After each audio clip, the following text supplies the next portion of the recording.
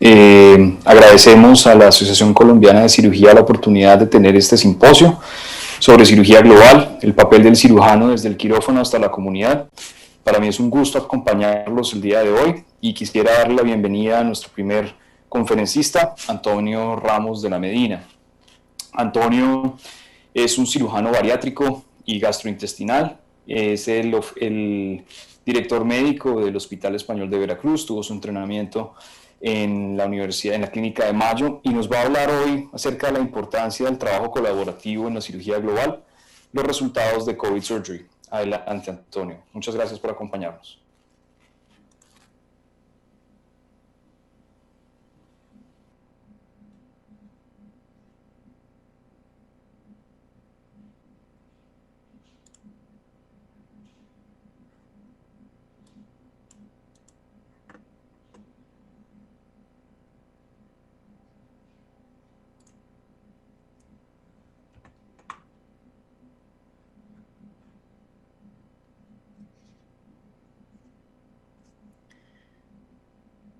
Agradezco a la Asociación Colombiana de Cirugía por la invitación a dar esta plática y en especial al doctor Gabriel Herrera. Soy el doctor Antonio Ramos de la Medina, director médico del Hospital Español de Veracruz y del Centro de Investigación en Cirugía Global. Voy a platicar sobre la importancia del trabajo colaborativo y los resultados de la colaboración COVID Search. Para nadie es una sorpresa que la pandemia de COVID-19 ha sido el tema relevante de salud durante todo el año 2020. No voy a abundar más en la línea del tiempo, que es ya por todos conocida, solo mencionar que la importancia estriba en que llevamos ya más de 50 millones de casos a nivel mundial y más de 1.200.000 muertes. Nosotros desde hace muchos años empezamos a colaborar con este grupo, el grupo Global Search, que tenía su origen en la Universidad de Birmingham en Reino Unido y que posteriormente se reintegra en lo que es actualmente conocido como el National Institute of Health Research Global Surgery Unit, junto con las universidades de Edimburgo y Warwick, para fundar centros de investigación a nivel mundial con el objeto de crear capacidad y mejorar la seguridad y la calidad de la cirugía y que estos centros de investigación sean autosustentables. Nosotros empezamos esta colaboración en 2014 como el único hospital en México que participaba en este tipo de estudios y posteriormente, conforme fue avanzando la cantidad de estudios que realizábamos, logramos ser parte de lo que es actualmente este grupo de centros de investigación a nivel mundial que tienen sede tanto en Asia como en África y nosotros somos el único actualmente en América. Hemos participado en varios estudios, este es uno de los últimos, Global Search 3, que habla de la calidad de la cirugía oncológica, en los cuales ya 10 hospitales mexicanos participaron y se logró integrar un estudio de más de 16,000 pacientes que será próximamente publicado.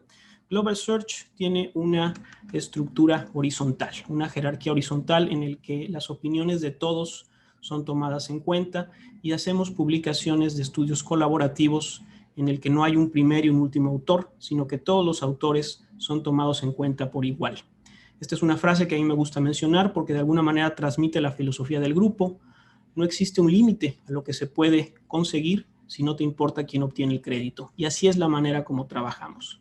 Nosotros teníamos planeada una reunión de Global Search del NIHR GSU en Londres en mayo de 2020, la cual fue suspendida debido a la pandemia, pero una de las grandes virtudes del network de cirujanos fue el convertirse rápidamente en lo que actualmente es COVID Search. Echamos mano de todo lo que se tenía de recursos ya montados alrededor del mundo y echamos mano también del gran interés que generó la pandemia para ampliar nuestro network y empezar a hacer estudios colaborativos que tuvieran que ver con COVID y cirugía. Una de las primeras publicaciones que hicimos es esta, de hecho la primera publicada en British Journal of Surgery, que fue una guía global de la atención quirúrgica durante la pandemia de COVID-19 y lo que hizo fue recopilar información de diferentes países que estaban en ese momento atendiendo la pandemia y que tenían de alguna manera que ver también con la cirugía para poder entender y hacer recomendaciones para los otros países que iban apenas a enfrentarse al mismo problema. Participaron todos estos países, como se dan cuenta, muchos de ellos estaban de manera activa dando frente a la pandemia, como España e Italia, y algunos como México como Estados Unidos, que empezamos después, pues también colaboramos, pero teníamos poca experiencia en lo que estaba pasando, pero aprendimos mucho y pudimos implementar de manera rápida muchas de estas enseñanzas.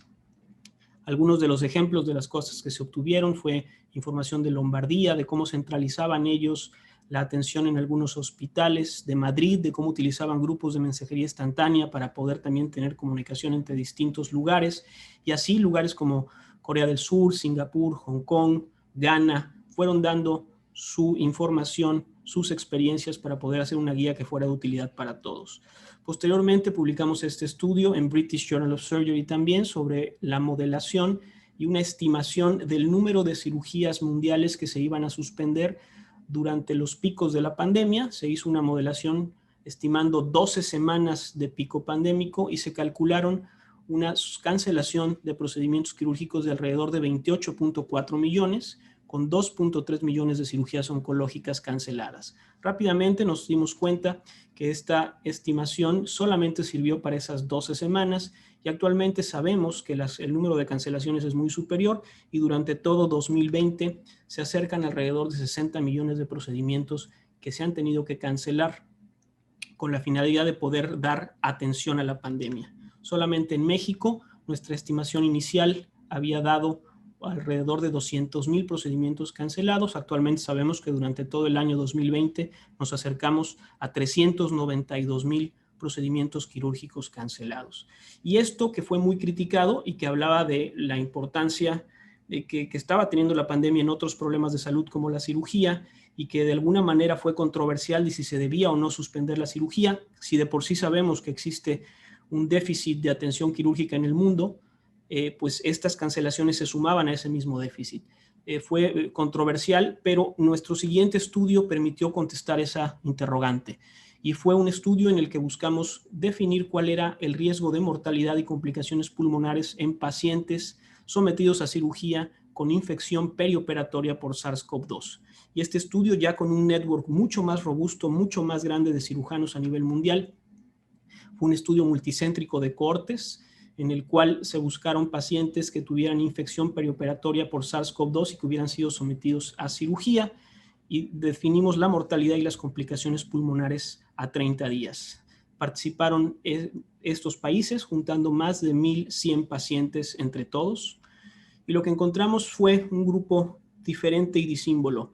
26% de los pacientes tuvieron un diagnóstico preoperatorio de SARS-CoV-2, 94% confirmado por laboratorio de tomografía, 74% fueron cirugías de urgencia, 55% patología benigna y 33% cirugías gastrointestinales. Y lo que encontramos es que la mortalidad en el grupo en general fue de 23.8%, pero había una diferencia significativa si comparábamos cirugía electiva versus cirugía urgente, teniendo mortalidades de 18.9% versus 25.6%. Asimismo, los procedimientos de cirugía mayor tenían un mayor riesgo en comparación con aquellos de cirugía menor. Con respecto a las complicaciones pulmonares, los pacientes que no tenían complicaciones pulmonares tuvieron una mortalidad de alrededor del 8.7%. Sin embargo, aquellos pacientes que desarrollaron complicaciones pulmonares en el posoperatorio tuvieron una mortalidad de 38%. Las complicaciones pulmonares se dividieron de la siguiente forma: 40% fueron neumonías, que se asociaban a una mortalidad de 38%, síndrome del distrés respiratorio en 14.4% de los pacientes, con una mortalidad del 63%, y ventilación inesperada en 21% de los pacientes, con una mortalidad alrededor del 40%.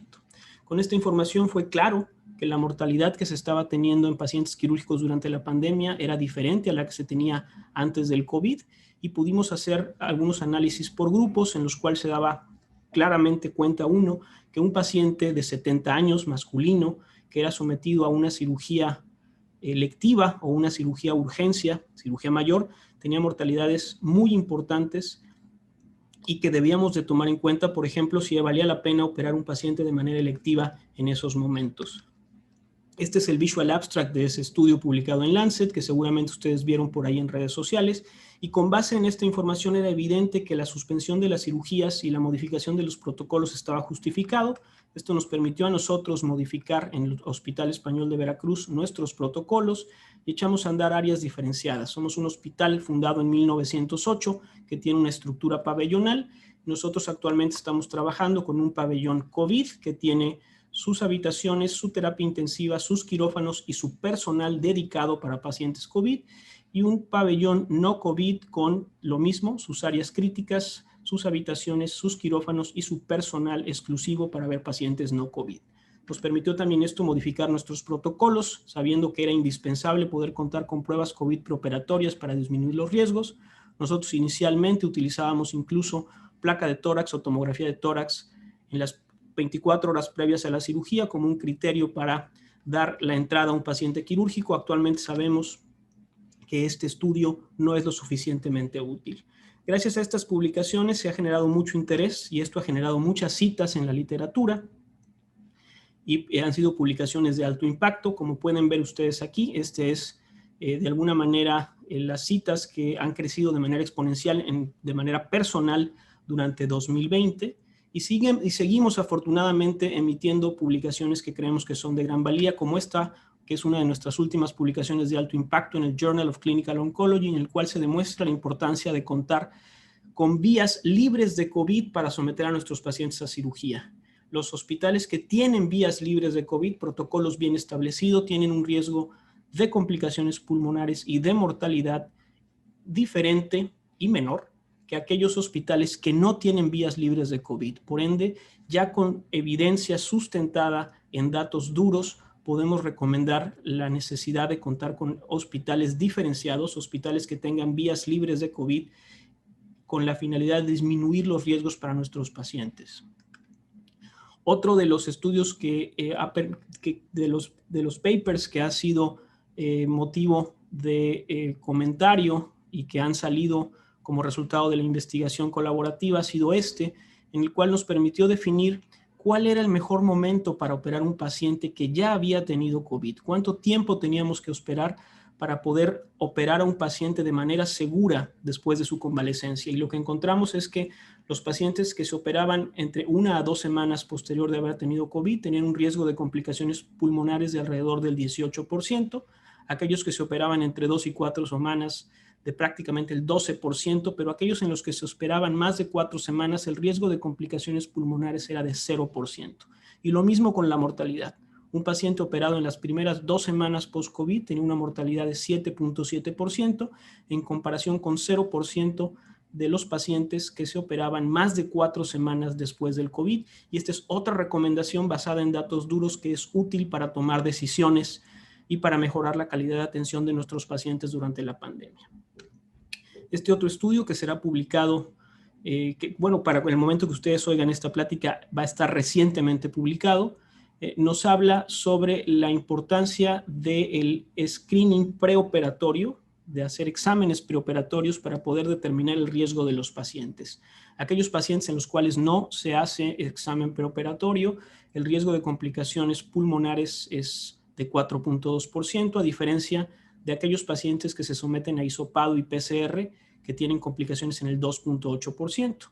Y de aquí sale una de las recomendaciones que les comentaba yo anteriormente, el uso exclusivo de la tomografía como un estudio de tamizaje para detectar y disminuir las complicaciones en estos pacientes parece no ser útil, debido a que si solamente utilizamos la tomografía, el riesgo de complicaciones es de 4.8%, pero si combinamos tomografía e hisopado, disminuimos todavía un poco más las complicaciones del hisopado por sí solo a 2.5%. Por ende, la recomendación es que hacer hisopados previo a cirugía mayor en áreas en las que hay una alta prevalencia, alto riesgo de infección por SARS-CoV-2 está justificado. Actualmente estamos terminando este estudio, que es el estudio de la Search Week, en el cual estamos analizando todavía de manera más detallada y con una base de datos de un tamaño impresionante. Ahí dicen 52,000 pacientes, pero actualmente tenemos ya más de 70,000 pacientes en la base de datos, lo cual representará una de las bases de datos quirúrgicas más grandes de la historia y uno de los estudios colaborativos más grandes de la ciencia. Este estudio, la COVID Search Global Search Week, ha permitido, como les decía yo, juntar más de 70,000 pacientes, y en México logramos tener la colaboración de 49 hospitales, sumando datos para poder entender a qué nos estamos enfrentando desde el punto de vista quirúrgico durante la pandemia, y entender muchas otras cosas de la cirugía que siguen siendo temas importantes. Próximamente tendremos este estudio, echaremos a andar este estudio que es Protect Search, en el cual es un estudio para prevenir complicaciones pulmonares en pacientes quirúrgicos con riesgo de COVID-19, y va a utilizar medidas farmacológicas profilácticas para disminuir los riesgos. Si están interesados, con mucho gusto, posteriormente podremos platicar e invitarlos a que colaboren.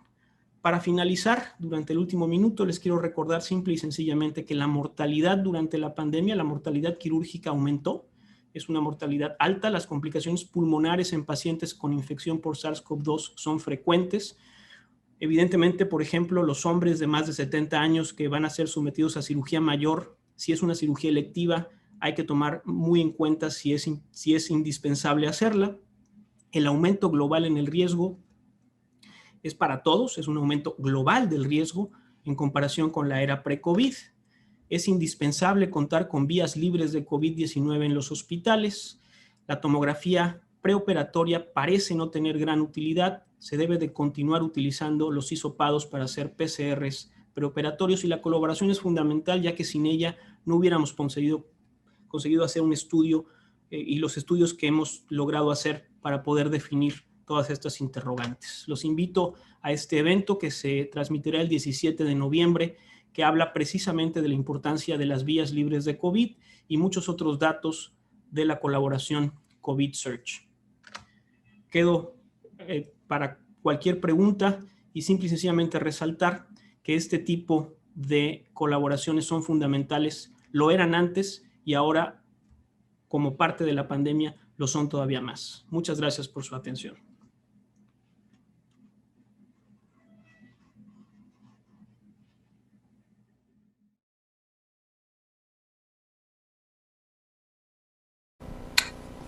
Antonio, muchísimas gracias por tu charla. Le recuerdo a nuestro público que a la derecha de la presentación está la casilla para hacer preguntas que podremos discutir con nuestros conferencistas al final de la charla. Hay un pequeño cambio en el orden del día. Sigue la charla dictada por mí. Hoy vamos a hablar de por qué el cirujano debe participar en cirugía global, un aspecto fundamental de la cirugía académica, y posteriormente continuamos con las charlas del Dr. Hanna y el Dr. Peck. Cirugía. Y como se ha visto en múltiples ocasiones, un buen día. Muchas gracias a la Asociación Colombiana de Cirugía por la oportunidad de compartir con ustedes este simposio sobre cirugía global. Hoy les quiero hablar acerca de por qué el cirujano debe participar en cirugía global, que es un aspecto fundamental de la cirugía académica. Mi nombre es Gabriel Eduardo Herrera, soy parte de la Unidad de Investigación en Cirugía Global de la Fundación Santa Fe de Bogotá y Universidad de los Andes. Es que lo primero que tenemos que recordar es que la cirugía ha sido llamada el hijastro descuidado de la salud global. Y si uno se pone a leer este artículo por Paul Farmer y Jean John Kim, una de las grandes cosas que ellos plantean es la inequidad inherente al acceso a cirugía. Y como se ha visto en múltiples ocasiones, el acceso a cirugía en muchos países está limitado a las grandes ciudades y para las personas que pueden pagar. Si uno se pone a pensar, ¿cuántas personas como profesionales podemos ayudar en un año? Entonces pueden ser 500, llegarán a 1000, cirujano muy, muy ocupado. Entonces, ¿será que contribuir a la mejora del sistema quirúrgico de nuestra población es una mejor manera o una manera adicional de contribuirle a nuestros pacientes? Y es que hay tantas cosas que están por fuera de nuestro control, que se empieza a generar una injuria moral, que se describe como el reto de saber simultáneamente lo que necesita un paciente, pero no poder proveerlo por las restricciones que están fuera de nuestro control en nuestro ambiente. Y este estudio muestra la trayectoria de los pacientes con cáncer en Colombia. Y vemos que para las diferentes patologías, entre la primera visita y el diagnóstico definitivo pueden pasar en promedio para el cáncer de seno 53 días, para el cáncer de cervix 59 días, para el cáncer de próstata 84 días, casi 3 meses. Y si vemos desde el diagnóstico definitivo hasta una toma o inicio de tratamiento, pueden pasar 80 días, 40 días, 30 días o incluso 70 días para los cánceres de la infancia. Entonces dice uno, ¿cómo puede ocurrir esto? ¿Cómo puede ser? Empieza uno a preocuparse. Si vemos los datos de incidencia y mortalidad por cáncer en Colombia, vemos que el estómago como incidencia está en número 3 para el 2018, pero está en número 1 como causa de muerte de cáncer en nuestro país. Entonces empieza uno a ver que hay una gran afectación de la población por este tipo de tumores.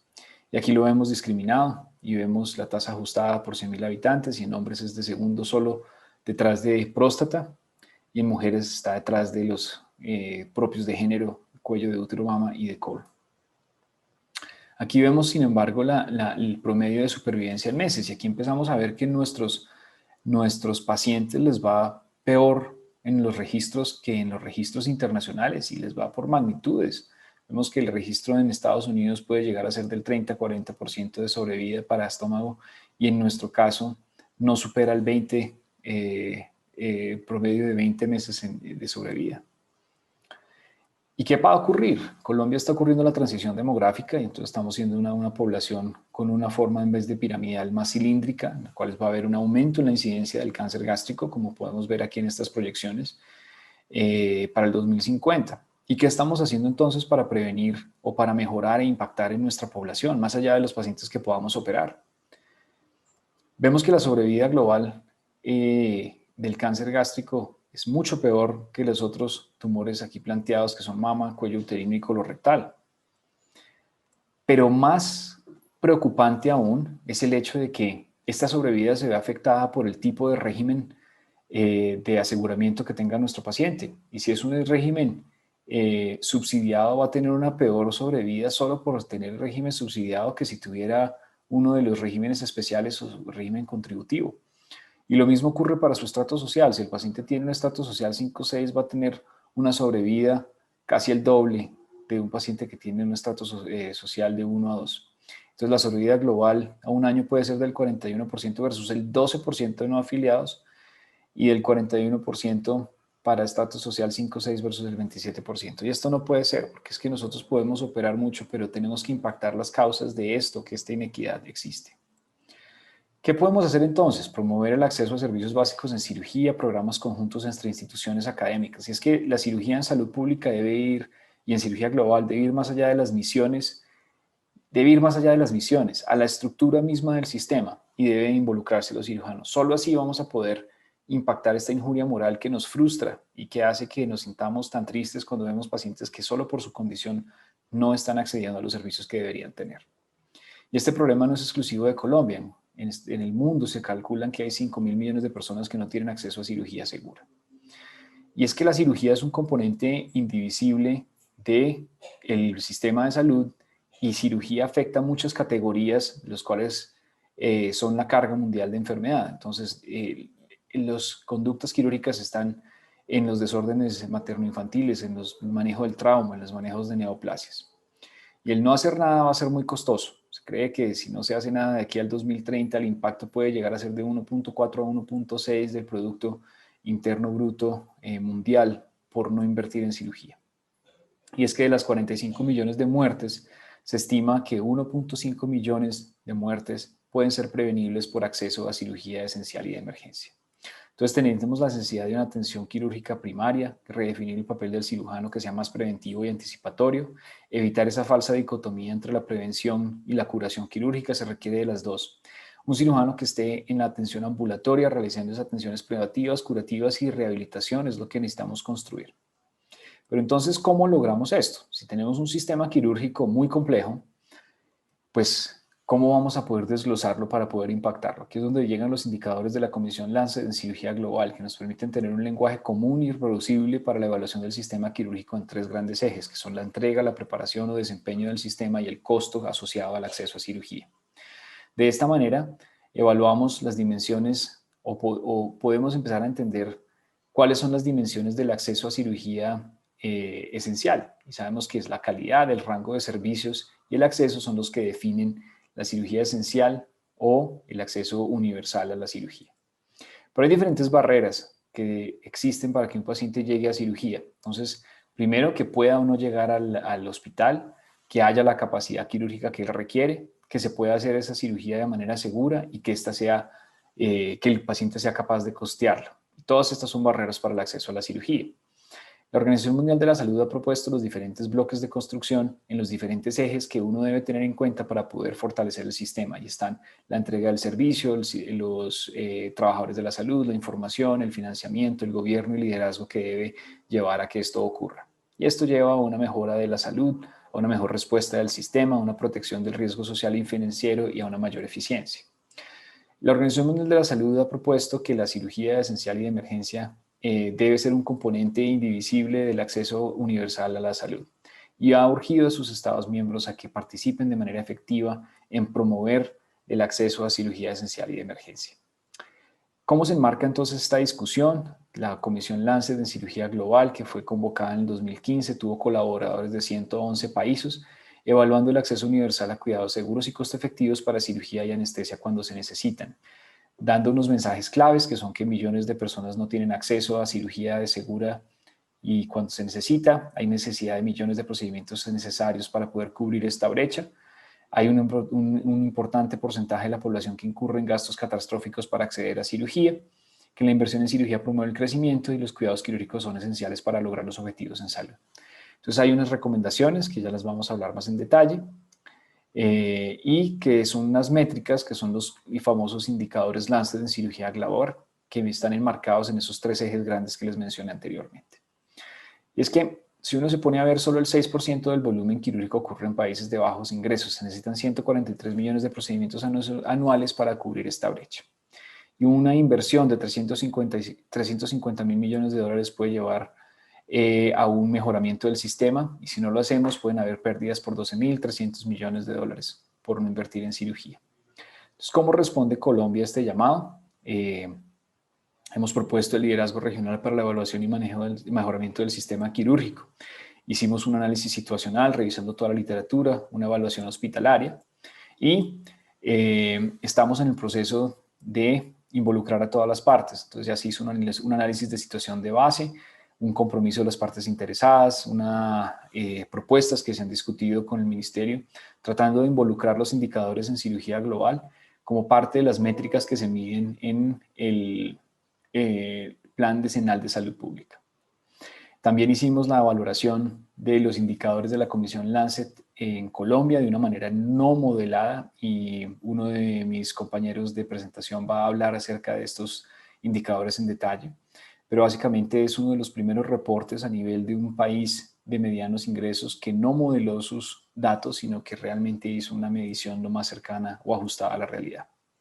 Esos son los indicadores, entonces la preparación del sistema, que son acceso oportuno a 2 horas, es decir, que si usted tiene una emergencia puede acceder a un hospital a menos de 2 horas de su lugar de domicilio, que hay una densidad de proveedores de anestesia, obstetricia y cirugía de más de 20 por cada 100.000 habitantes. Se mide el volumen quirúrgico, que es el número de procedimientos que realizan en una sala de cirugía por 100.000 habitantes, la mortalidad posoperatoria, que es toda mortalidad posoperatoria intrahospitalaria, el gasto empobrecedor y el gasto catastrófico.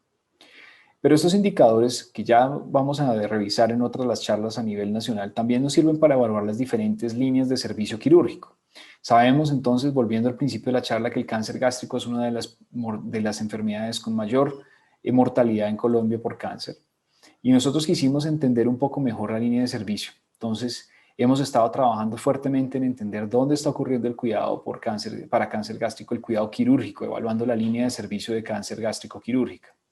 Y aquí hemos evaluado, pues, mirando la prevalencia, el acceso a los diferentes hospitales que están haciendo gastrectomías y evaluando el volumen quirúrgico por cada 100.000 habitantes. Y vemos que la mayoría del país tiene un volumen muy bajo. ¿Qué hemos encontrado? Que en Colombia para el año 2016 hay 103 instituciones que reportaron gastrectomías, el 77% de las cirugías, el 77% ocurrieron en solo 4 centros urbanos. Hay 7.9% de las instituciones realizaron más de 10 gastrectomías y 38.9% de los hospitales realizaron solo una gastrectomía en el tiempo de evaluación. Entonces aquí vemos que el entender los indicadores, el participar en este tipo de estudios nos permite salirnos de la sala de cirugía y empezar a entender cómo podemos realmente hacer un efecto positivo en la población en la cual nosotros estamos trabajando. Como les decía, los planes nacionales quirúrgicos deberían ser una estrategia equivalente y un pilar igual a los de vacunación, de salud materna, de salud infantil. No deben ser un pilar más pequeño. Nuestro Plan Decenal de Salud de 2012-2021 no menciona la palabra cirugía en 260 páginas.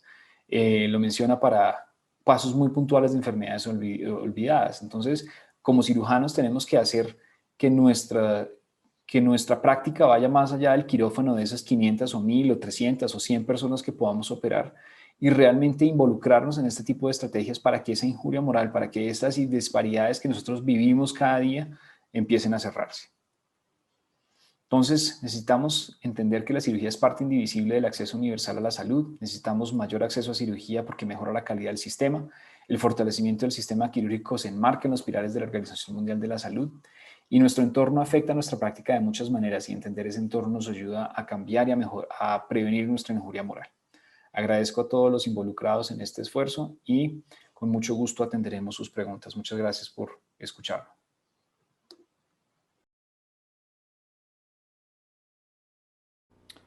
Seguimos con nuestra sesión de nuestro simposio de cirugía global. Les recuerdo hacer las preguntas que puedan surgir en la derecha de la pantalla. Tengo el gusto de presentarles ahora al doctor Joseph Hanna. Joseph es cirujano general y cirujano con especialización en cirugía general de urgencia, cuidado crítico, y tiene una certificación en medicina hiperbárica con un interés en cirugía global académica y sistemas de salud quirúrgica. Él es profesor asociado de cirugía en la Universidad de Rutgers, Robert Wood Johnson, Escuela de Medicina, y nos va a acompañar en el día de hoy hablando de los indicadores de cirugía global en Colombia, aplicaciones y perspectivas.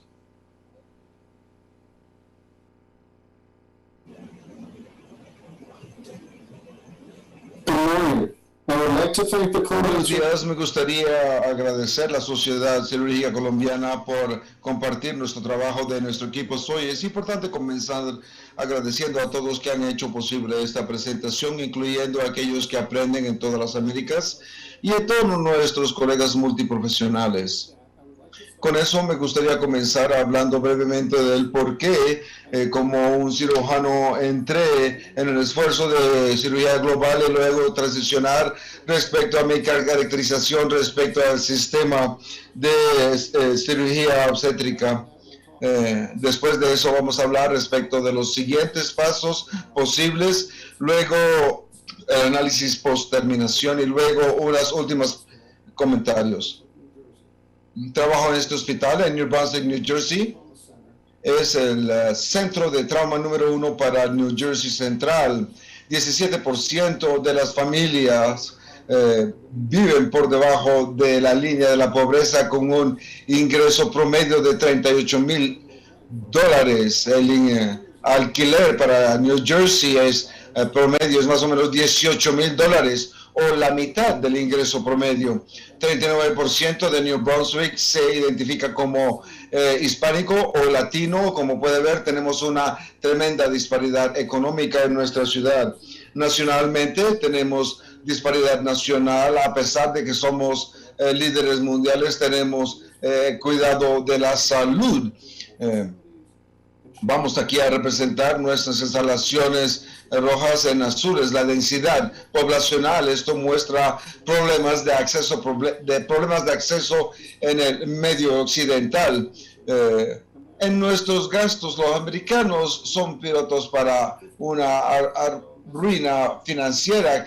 15,000 tienen acceso médico por debajo de los costos se pueden. Tienen que gastarse para poder pagar su cuidado de salud. 45 de los eventos van a llevar a la quiebra y 26% no buscan tratamiento debido al costo anual. Trabajar en este ambiente ha llevado a una quemazón total para caracterizar esta disparidad como el primer paso para realizar una solución. Hablando ya con ese fondo, deseo hablar respecto a la condición en el análisis que tenemos aquí en Colombia, comenzando con el primer indicador, si las instalaciones que hayan sido identificadas, y estas son instalaciones capaces de realizar una cesárea, una laparotomía o un cuidado de una fractura abierta. Instalaciones están ubicadas en el mapa. El tiempo de conducción hacia ellas fue calculado. Una conducción de 2 horas fue mapeada en esta área, donde que ustedes pueden ver en anaranjado. Esto se puso por encima del mapa de densidad y se calculó entonces la disparidad, que es un análisis geoespacial que se realizó. De este análisis hallamos que por lo menos 7.1 millones de individuos, representando en 15.1% de la población, no pueden llegar a instalaciones apropiadas para servicios cirúrgicos de emergencia. Además de describir el acceso geográfico, tenemos que también entender comprensión respecto al acceso de transporte, los vehículos, el registro de vehículos nacionales para personas. Se tiene en estos datos 5.3 millones que fueron registrados en Colombia entre el 2000 y 2016, 221,000 fueron para transporte público y el 3 millones fueron para transporte individual. La presencia o la ausencia de un vehículo apropiado se determinó por municipalidad. Y de ese análisis nosotros pudimos identificar 885 municipalidades que no tenían vehículos apropiados registrados para transporte de emergencia. Los individuos que vivían en una posibilidad geográfica de 2 horas de acceso, pero sin un vehículo de acceso, se consideraron que no tenían 2 horas de acceso físico. Esto viene siendo 15.7% o 7.7 millones de personas que no pueden llegar a esta instalación debido a falta de transporte. Para determinarlo, se investigaron los especialistas de información para profesionales de anestesiólogos para verificar de manera cruzada la densidad de la población, y un estimativo se obtuvo para 2018, un cálculo de SAO de 13.7 proveedores por 100,000 personas, que está muy por debajo de 20 por 100,000. El análisis geoespacial se realizó y de esto nosotros reconocimos que 86% de los municipios, representando 16.7 millones de personas, parecen no tener un proveedor registrado SAO. En los municipios con desventajas socioeconómicas faltan proveedores SAO registrados. Para ver esta caracterización comenzamos a analizar las componentes de enfermería como proveedores de SAA en la perfección de cirugía. Sin este cuidado, nuestros pacientes van a tener complicaciones y muertes prevenibles. Utilizando los datos del 2017, nosotros pudimos graficar la composición de enfermeras por la densidad en la nación, y estos datos tienen la densidad promedio de enfermería entre naciones, con un SAO de menos de 20 versus de 20 a 40, que estaba 7 veces más bajo. Las enfermeras colombianas tienen una carga de trabajo remarcablemente alta. Para poner esto en proporción, debemos identificar el volumen de entrega. Podemos identificar los procedimientos que más se pueden realizar en la sala de operaciones. Luego se hizo una búsqueda por todos los todos los códigos CUPS identificados, tanto nacional, departamentales y municipales. Se calcularon en un volumen total de operación y se realizó el análisis geoespacial.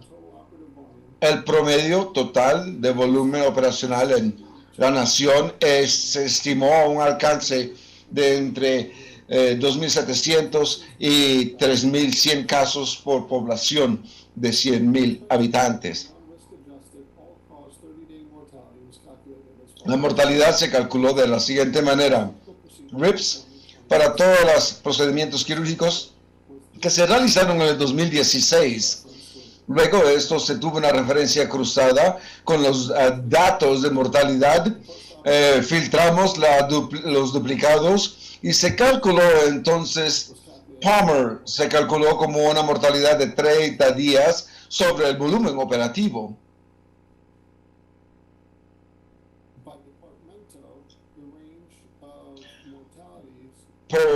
Por departamento, el alcance de mortalidad, era 0.1.3% a menos 1.37%. Este es el premio. Se llevó el análisis geoespacial y reconocimos que Palmer está directamente correlacionado con el estado socioeconómico, y volveré a este punto más adelante en la charla. Finalmente estamos viendo la protección cruzada versus el riesgo de empobrecimiento en una encuesta de salud en 2007, 37.1% de la población vivía bajo la línea de pobreza en Colombia.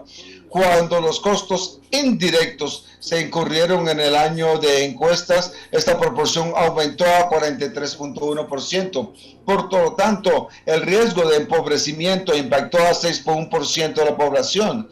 Para aquellos que ya vivían por debajo de la línea, la brecha se aumentó por 3.9%. Por lo tanto, 10% de la población está en riesgo de empeorar del empobrecimiento. Así que para evaluar el gasto catastrófico, nuevamente se utilizó en la encuesta la proporción de personas que vivían en casas cuyo costo indirecto era de 10% o más del ingreso anual.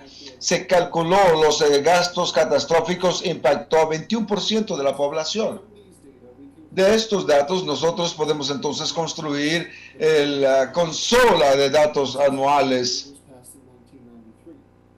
para 1993, aunque algunas barreras tienen la protección. Sin embargo, es sorprendente de que ahora están trabajando a la capacidad. Mientras tenemos una tasa de mortalidad relativamente baja en promedio. Desde un punto de advocacia debo resaltar que la SAOA y los sistemas de cuidado de salud están muy entrelazados y se ha identificado con bastante acceso y disparidad en nuestro acceso. Hay más o menos 50% de implicación entre las 10 primeras identificados. He utilizado los indicadores de Lancet y la metodología del Ministerio de Salud. Es crítico mantener en mente esta interindependencia entrelazada. Al tener un juego de datos de más de 25,000 puntos de datos, podemos identificar necesidades respecto a diferentes disparidades. Aquí tenemos algunos patrones que emergen mientras vemos estos datos granulares. En este primer gráfico podemos ver que un estatus socioeconómico, acceso a una instalación disminuye. De igual manera, el volumen operativo es insuficiente en áreas que tienen estado socioeconómico bajo. Curiosamente, como os mencionó anteriormente, la tasa de mortalidad postoperativa parece ser aumentar cuando estado socioeconómico ha aumentado. La razón para esto no está claro en este momento, aunque se tiene la voluntad de tener procedimientos en áreas más afluentes. Los indicadores de Lancet es el primer paso en un proceso multipasos que culmina en una reclamación del sistema SAO, de donde seguimos desde ahí. Estos datos deberían ponerse en contexto para cada región y comunidad para identificar las barreras específicas para fortalecer nuestros pilares del sistema. Esto se puede hacer con limitaciones materiales o humanas, y para definirlos, el siguiente paso debe ser un compromiso de partes interesadas, de partes multiprofesionales. Incluye profesionales y sistemas en los pilares que incluyen infraestructura, fuerza de trabajo, gestión de información, financiamiento y gobernanza, experticia. Educadores de profesionales de la salud, profesionales del sector de la salud y representación y participación de los diferentes ministros que impactan estos pilares, incluyendo salud, transporte y finanzas. Así que ejemplos de cómo podemos llegar a contextualizar los 6 indicadores de una manera significante, evaluar el tipo de redes o capacidades pueden realizar estas instalaciones, las líneas de servicio que han sido evaluados y los que proporcionan pueden utilizar estos indicadores para ajustar variables tal como comorbilidades, para agregar a CISPRO, para facilitar la evaluación de riesgo. Y finalmente, estar preparado para el impacto respecto a la calidad. Esto puede incluir acceso a agua potable, acceso a una red eléctrica estable, condiciones de las carreteras. Y como cuando respondemos a estas preguntas en una consulta a nivel nacional, esto debe formar un plan nacional, esto debe incorporarse en la siguiente esbozo del plan de la década. Deseo cerrar con algunos pensamientos y consideraciones. Primero que todo, global es local. Quiere decir que la cirugía global es solamente una coordinación de salud a nivel local. Es importante construir una comprensión del sistema que sigue desarrollo, ciencia, sistema crítica, análisis de brecha y planeación, aumento de la fuerza de trabajo, incluyendo acción del ministro de Salud, capacitación en establecer recursos y finalmente establecer política. Tenemos el beneficio de considerar la salud global que nosotros podemos lograr en conjuntos, comprendiendo las barreras para lograr el cuidado de la salud. Esto me trae nuevamente a mi propio país y los desafíos que nos enfrentamos. Está enseñándonos tanto de cómo se puede entregar el cuidado de salud. Espero que podamos evolucionar gracias a su ejemplo. Agradezco mucho haber encontrado Sociedad en Colombia con el doctor Herrera y su equipo del Ministerio de Salud y tantos otros. Respecto al cuidado de la salud, Colombia ha demostrado una evolución calurosa con reconocimiento institucional respecto a la salud como un derecho básico humano, establecer un sistema de cuidado de la salud y como una nación donde ingresos que pueden llevar una situación completa, análisis del modelo. Lo más importante es que ahora Colombia puede lograr otro primero al incorporar los servicios SAO al plan de cuidado de la salud. Muchas gracias y anticipo gratamente sus comentarios y nuestros comentarios.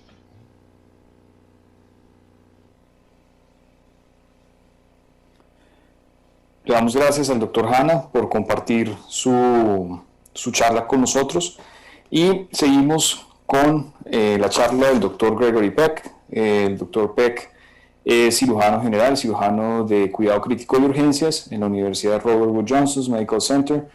Tiene una maestría en salud pública y también es profesor de la Escuela de Salud Pública de la Universidad de Rutgers en Nueva Jersey. Adelante, doctor Peck.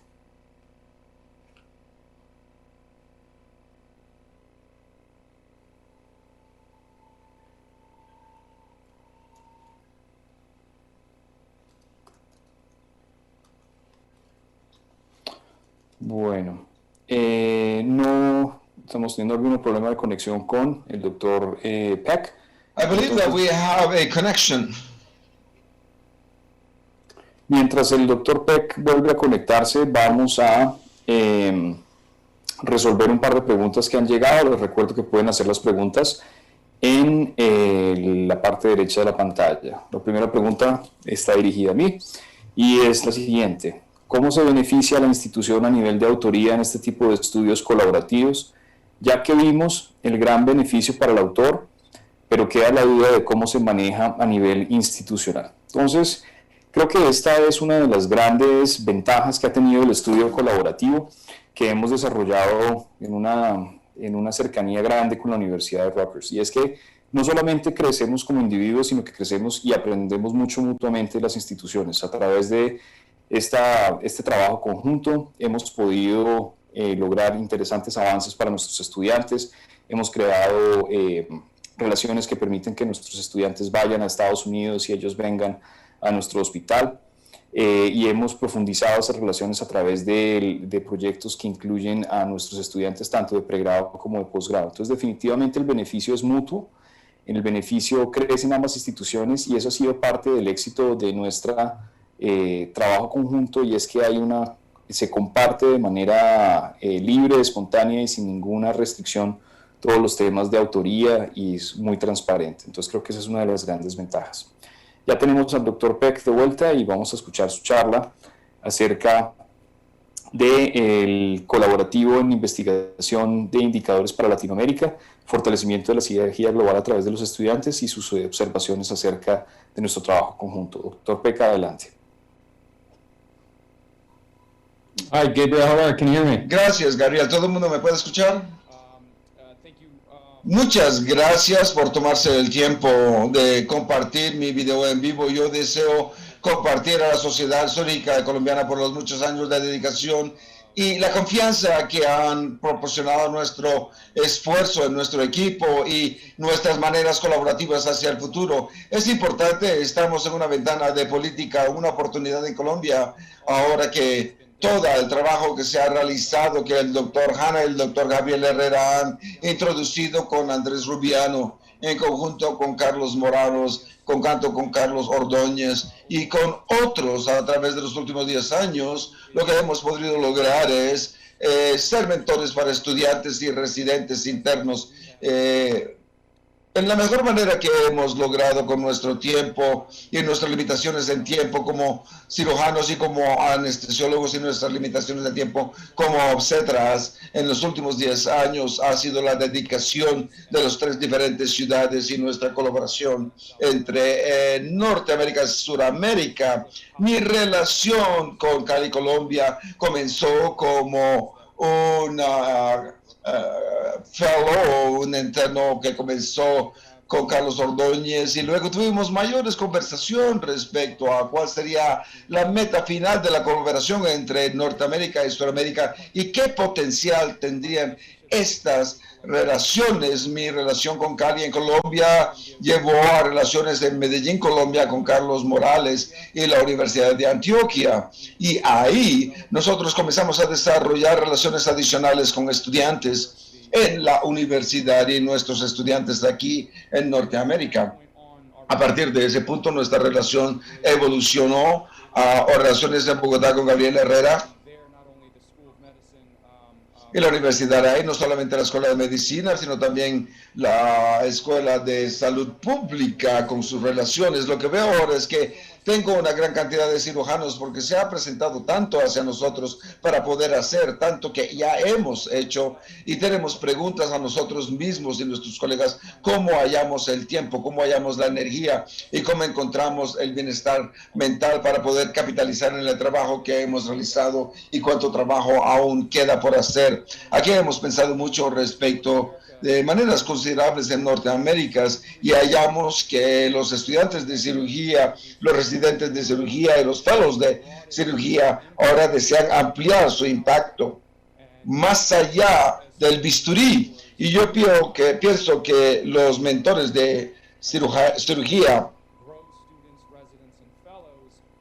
que intentan aumentar el internado de estudiantes dentro y fuera del salón de cirugía nos pone en este viacrucis en que qué vamos a hacer como cirujanos con los intereses en desarrollo de la siguiente generación de investigadores. Como cirujanos es nuestra responsabilidad. Debemos entender cómo nosotros podemos asociarnos con nuestros colegas en otras disciplinas y en otras profesiones para poder asociarnos con nuestras limitaciones de tiempos y nuestras restricciones financieras para producir en el salón de operación, para poder pagar las cuentas del hospital y el sistema, pero al mismo tiempo colocar dinero y esfuerzo y mentoría en crear oportunidades que van a disminuir la necesidad de nuestra intervención como parte esencial de las emergencias.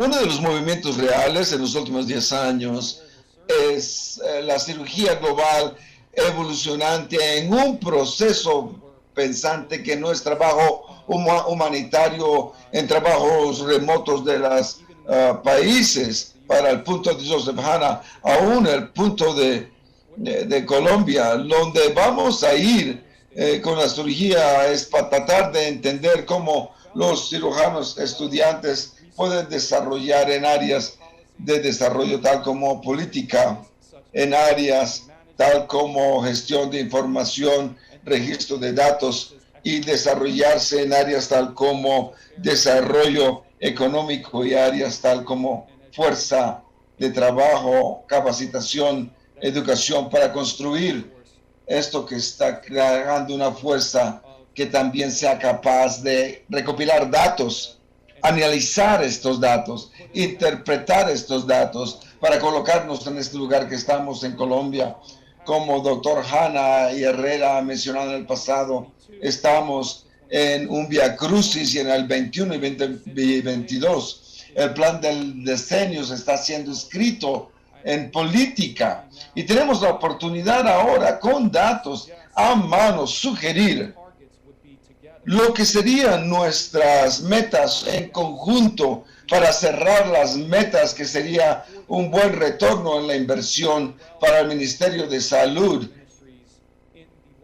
igual que para los diferentes ministerios de las ciudades locales de Cali, Medellín y Bogotá, además de otras ciudades que no se han mencionado. Así que yo le presento a la sociedad rica no el esfuerzo norteamericano, es el esfuerzo colombiano en los últimos 10 años, estar en esta posición de una ventana de política donde los cirujanos y los obstetras pueden sentarse en la misma mesa con los ministros y aquellos que hacen política y presentar un verdadero caso para invertir en anestesia quirúrgica y cuidado de cirugía en Colombia. Dos cosas para cerrar. Yo pienso que Colombia ha puesto un ejemplo sin precedente globalmente sobre dos conceptos fundamentales. La ley 100 que se puso en la política en 1993, en aquel momento, lo hizo un mandato social del gobierno, asegurarnos de que la población tenga entrega del cuidado. Y número dos, Colombia desarrolló CISPO hace 10 años o más para estar en este tiempo, un momento donde los datos de CISPO pueden utilizarse como lo hemos utilizado para estar en la mesa con los que hacen política y el ministro de Salud y decir, mira, cómo podemos ayudarlo como cirujanos y obstetras. Así que felicito a la sociedad quirúrgica colombiana y todas las ciudades individuales. Felicito a todos los estudiantes en las ciudades que han venido para traernos a nosotros, los profesores, en la misma dirección de la siguiente generación de cirugía o política de cirugía para cambiar las prácticas en hospitales que cuidamos a la población que llega a nuestra puerta. Nuevamente, gracias, Gabriel, por la oportunidad de hablar y muchas gracias a nuestros colegas que se han comprometido para mejor entender cómo servir a la población, no solamente en Colombia, sino en todo el mundo.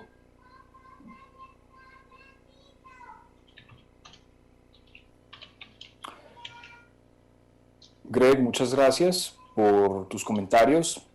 Vamos a invitar a los diferentes expositores a que se unan a esta sesión de preguntas y respuestas. Entonces vamos a tener a Antonio, a Joseph y a Gregory para que nos acompañen. Quisiera entonces leer algunas de las preguntas que nos han llegado por el chat. Les recuerdo que tenemos una corta sesión de preguntas para que hagan sus comentarios. La siguiente pregunta es para el doctor Hanna. Soy cirujano general, trabajo en el Caquetá y me interesa conocer a través de qué planes puedo facilitar la atención a nuestra población. Y yo complementaría esta pregunta y es ¿cómo le sirve esta información, este trabajo que llamamos de cirugía global a los cirujanos que están en las regiones remotas de Colombia?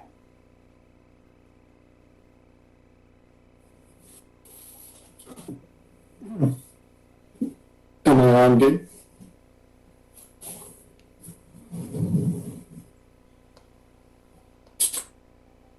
question. It's a really insightful question. Es una pregunta bastante de mucho introspecto. Y parte de lo que me llamó a esta encuesta global, yo pienso que para un cirujano individual que tiene sus prácticas, a ver si tiene la capacidad de tener relación con académicos, primero y más importante, usted puede utilizar como indicador en su propio hospital para evaluar y parte de lo que me llamó, cómo está la población en su alrededor, tener acceso al cuidado en su instalación o a su red de instalaciones. Segundo, cómo se ve, tiene usted suficiente proveedores para cumplir la necesidad y en qué calidad, y la calidad, digamos, puede ser por la tasa de mortalidad o qué otros indicadores se puede utilizar.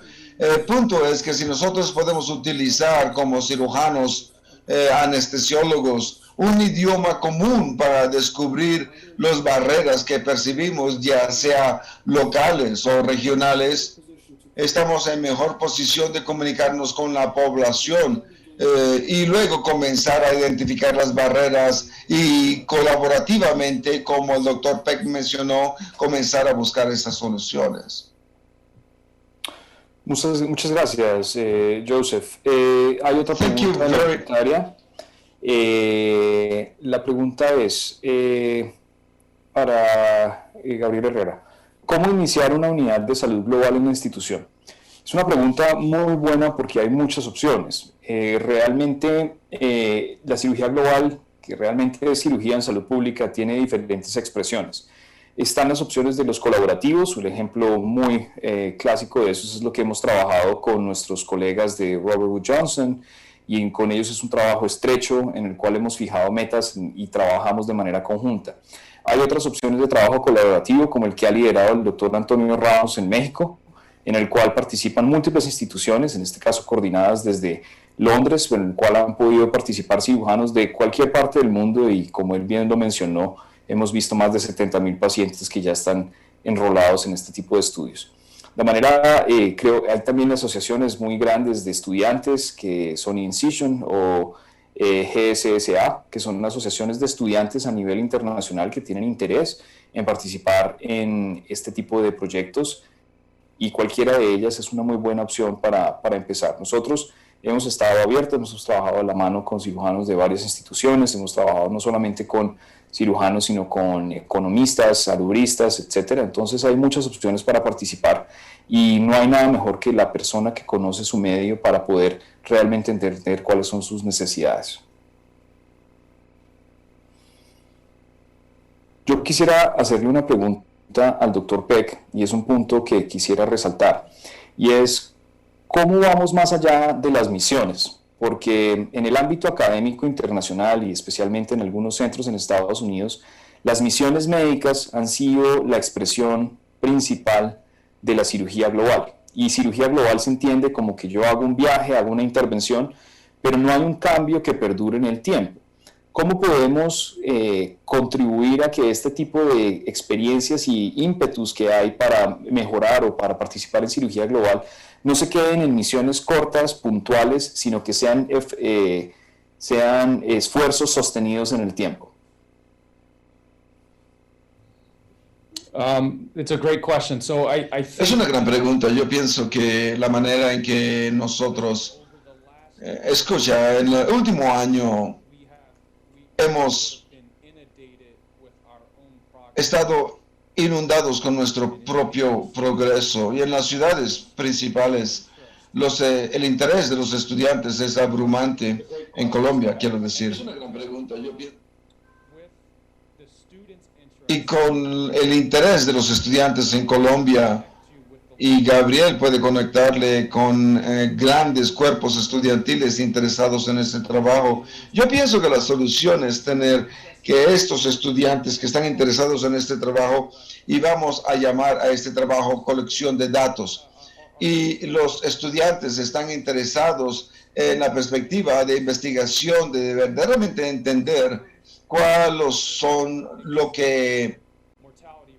las tasas de mortalidad esperadas versus aquellas observadas en las instalaciones y conectarse con Gabriel Herrera. Y yo pienso lo que podemos hacer con esta conexión a través de Gabriel es que los colombianos, estudiantes que están interesados en cirugía global y recuperación de datos, sistemáticamente viajando a los hospitales remotos, en las áreas remotas de Colombia, un enfoque estándar hacia eso es reunirse con los colegas colombianos para determinar cuáles son los puntos de datos fundamentales que se necesita recopilar en todo el país. El doctor Hanna ha mencionado los indicadores, que los indicadores son puntos de datos prehospital, intrahospital y hasta externos al hospital, con necesidad de colaboración con diferentes sectores del sistema de salud.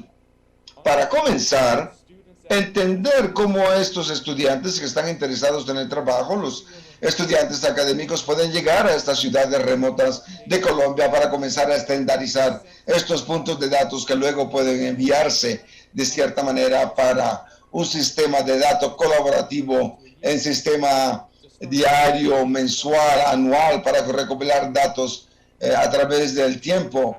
Y entonces podremos ver los patrones de qué son nuestros datos que estamos recopilando en conjunto. Y a partir de los datos que nos recopilamos de una manera estandarizada, comenzamos a considerar cuáles son las siguientes intervenciones que podemos hacer colaborativamente para poder trabajar hacia solamente una o dos metas, para poder tener un producto que podamos venderle al ministro de Salud, tanto localmente en las ciudades y también a nivel nacional, porque lo que ellos desean invertir es una meta particular y la evidencia que se ha movido ese medidor en ese blanco. Gracias. Muchas gracias, Greg. Recibimos un comentario y es que las universidades deberían involucrarse más en la atención de nuestra población, haciendo que sus residentes o fellows roten en algunos sitios del país con mayores dificultades.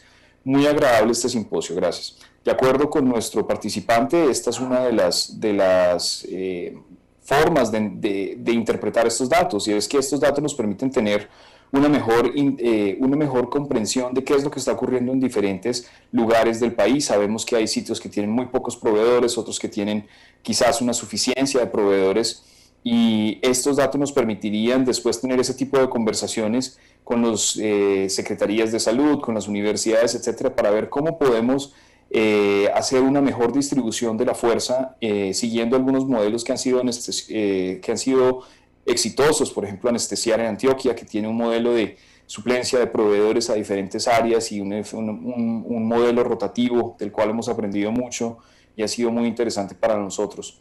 Yo quisiera hacerle una pregunta al doctor Hanna, y es, un punto de su charla es que Colombia es uno de los pocos países de ingresos medianos a altos que ha tenido éxito en recopilar los datos de la Comisión Lancet en cirugía global. Quisiera saber su opinión de por qué los países de medianos altos y altos ingresos han tenido o ha sido tan difícil recopilar estos datos.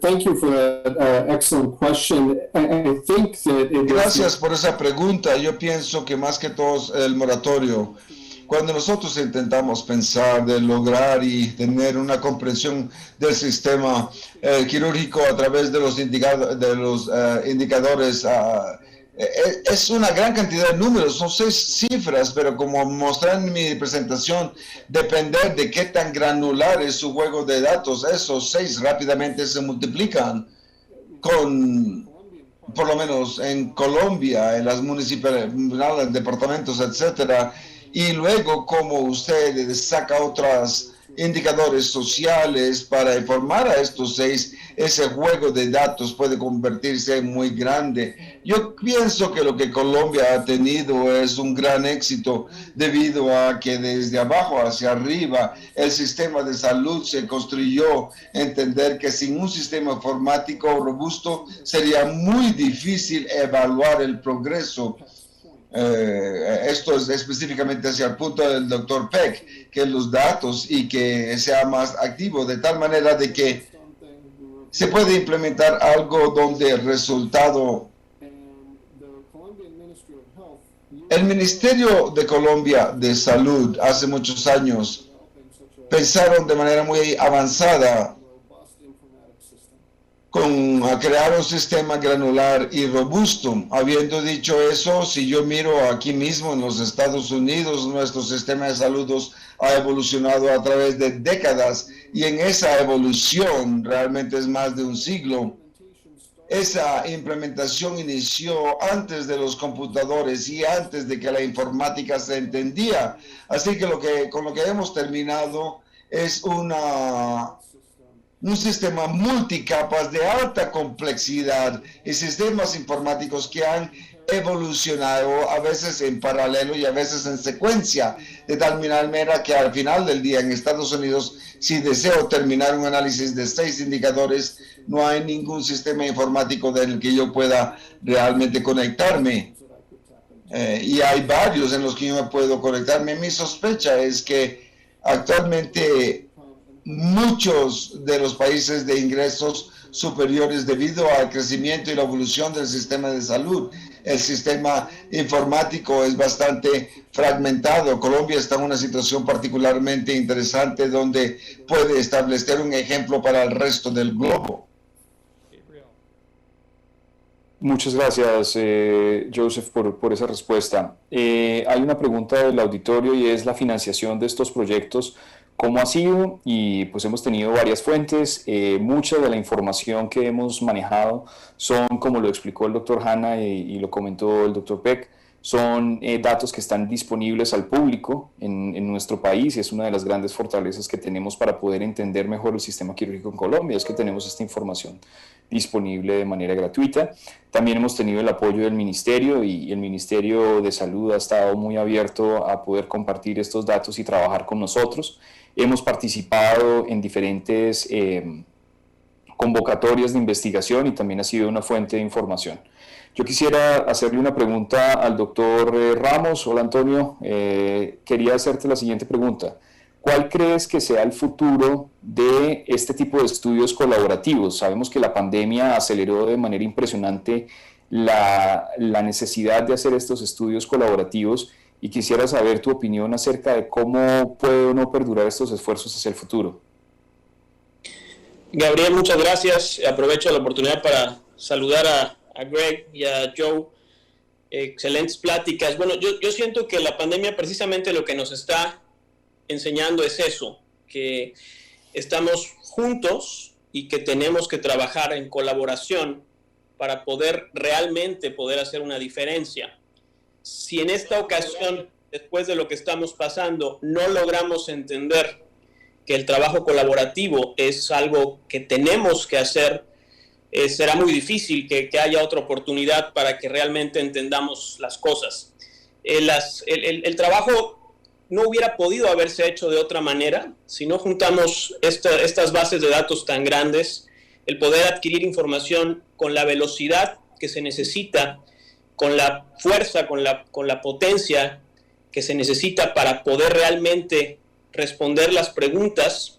Es la única manera. La única manera es colaborando, y creo que desafortunadamente nuestros países latinoamericanos a veces están un poco rezagados en entender la importancia de la colaboración. Creo que somos todo lo que es Latinoamérica, podríamos hacer cosas en conjunto que tendrían un impacto muy importante en lo que sería la salud de nuestros pueblos. Y desafortunadamente a veces necesitamos que alguien más nos ponga el ejemplo, pero creo que, como decía yo en la plática, no es importante quién se cuelgue el crédito, quién obtenga el crédito, sino lo importante es el resultado. Y creo que esta es una oportunidad para que lo entendamos y que sepamos que trabajar en conjunto es la solución, sobre todo de ahora en adelante. Antonio, muchas gracias, y creo que esto nos da pie para un comentario final que nos hace el público, y es a todos los conferencistas: la respuesta es preparar y educar a los cirujanos locales, y creo que nuestro participante resume de la mejor manera cómo debemos terminar, y es que esto es una cuestión de todos, esto no es una cuestión de solo algunas personas, y por eso la charla es cómo debemos participar en cirugía global académica, y es un esfuerzo que podemos hacer todos a diferentes niveles. Podemos hacerlo a través de los colaborativos que nos ha planteado Antonio, podemos hacer el trabajo colaborativo que hemos hecho con Rockers y los indicadores, o podemos hacerlo de manera local en nuestro hospital, poniendo de primera mano la cirugía y su papel que tiene como parte fundamental e indivisible de los planes de salud. Agradezco a todos los participantes que muy juiciosa y estoicamente nos han acompañado hasta las 5 de la tarde hoy sábado. Agradezco de manera especial a nuestros conferencistas que han tocado tiempo de sus familias y de sus trabajos para acompañarnos. A la Asociación Colombiana de Cirugía les agradezco nuevamente el espacio por permitirnos hablar de este tema que para nosotros es fundamental, y les deseo muchos éxitos en las diferentes actividades académicas que tengan. Muchas gracias nuevamente, Antonio, Gregory y Joseph. Una buena tarde.